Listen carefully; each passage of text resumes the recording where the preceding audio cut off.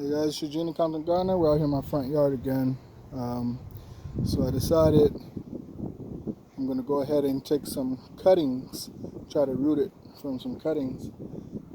Two methods: in the soil, and then I'm going to put some in just plain water and put those in the windowsill and see if we could get some little baby lavender. So cutting I'm going to take here, I'm just going to work from the outside since it probably needs a little pruning anyway. We need to get that part where it's like the old growth into the new growth. You could do the new growth as well. This is my first time doing this, so I'm gonna kind of experiment together here. This one, I'm gonna take a bunch of these cuttings too. We'll call that 2. You look like a good 3 right here. Come around. Let's call you 4.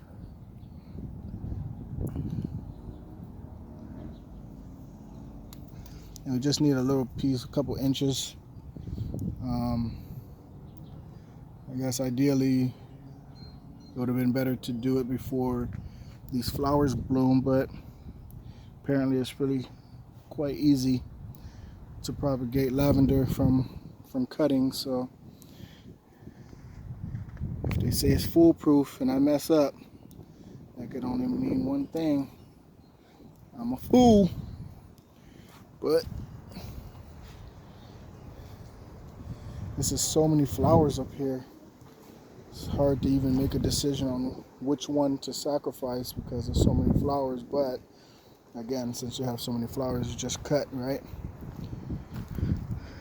There's still gonna be enough for the bees, even though I'm trying not to get in their way, not trying to upset the ladies. Let's see, take you off. So yeah, we're good with that. So I got about 6 pieces up here. This nursery that I got this from over in Lakewood, California, they had this one and the pink one, but right now they don't have any more. It's out of season, so I figured let me just experiment with it. I'm not in the need for more lavender, but it seems like a fun little project. So that's the bottle we're going to use for just the water. Here, so a bottle with the soil. What I did was just cut the bottle all the way around, leaving a little part there. I'm going to push them down into the soil, close it. Then I just got some of this painter's tape, and I'm just going to go around it with the tape. It doesn't really matter what type of tape, as long as it seals both ends together. And this will act as a greenhouse. And then once they start to develop roots, which I can see also from the clear bottle, I'll just remove the tape, take them out. But first thing we need to do here, we need to remove all of these flowers because those are going to be useless. And you can pretty much tell, don't remove the flowers and say, oh, now I don't know which one is up and which way is down, right? If you go that way, obviously you could tell the leaves are hanging down, so that's not it. So going upward, get that focus back, right? You see the leaves are somewhat pointing up, so what we need to do is strip. Should have brought my little holder there, but I didn't. So let's set this down.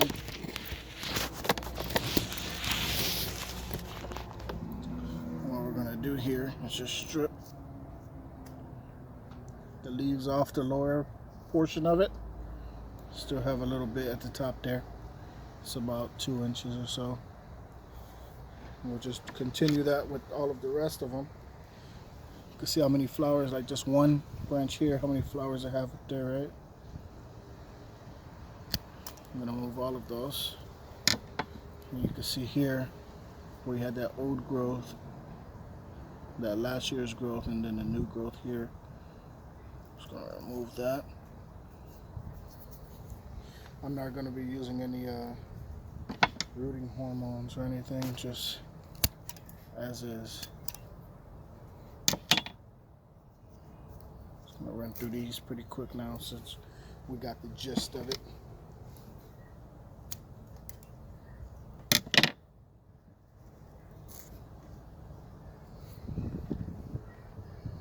We don't have to pick off leaf by leaf, talking about she loves me not. We're not doing that, we're just stripping it.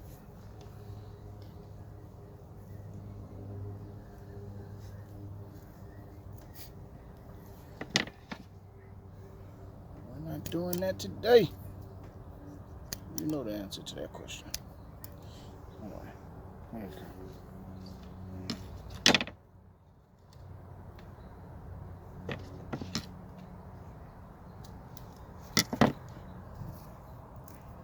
We got about what?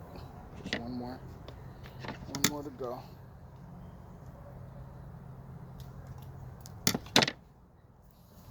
And that's the last one. Now,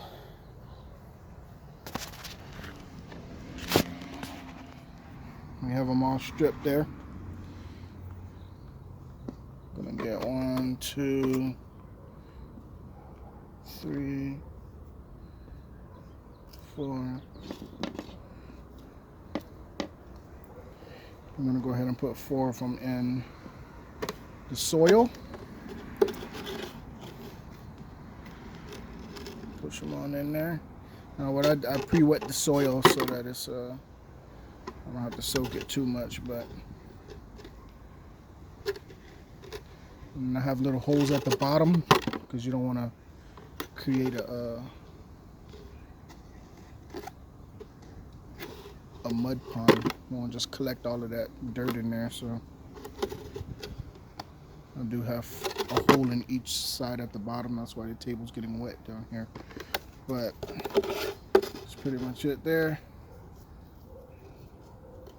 The soil's still soaked.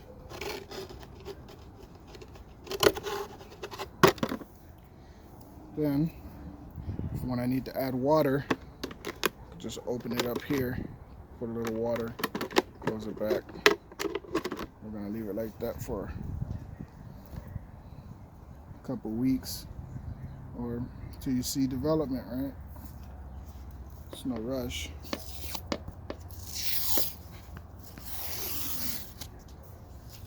Can't rush success. So throw that little piece of tape around here. Boom. Like so.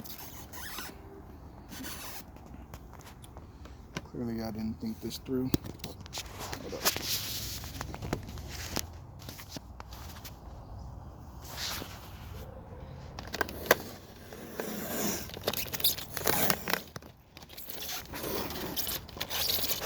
Go around it twice here to make sure that it's closed off.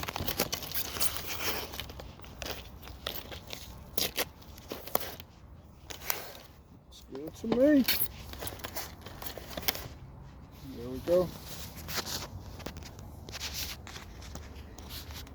That's the first one. Then, gotta keep that out the sun. So I'm gonna just set it over here. Right outside. See what happens in a couple weeks. Step 2. Get that bottle. Put the water in there. And then put the little cuttings in there. And I'm going to leave this one inside in the window. But that's pretty much. Alright, so that's pretty much it. Got 4 cuttings in the bottle.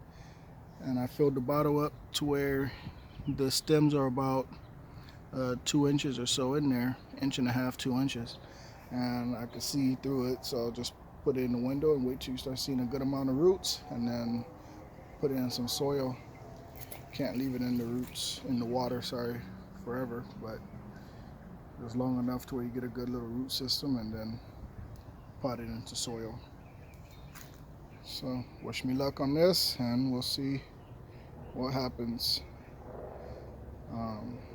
But it's also good that I have two, because when this one starts to root, then it kind of give me a good idea on what's happening with the one with the soil as well. So we'll see what happens. All right, see y'all in the next one.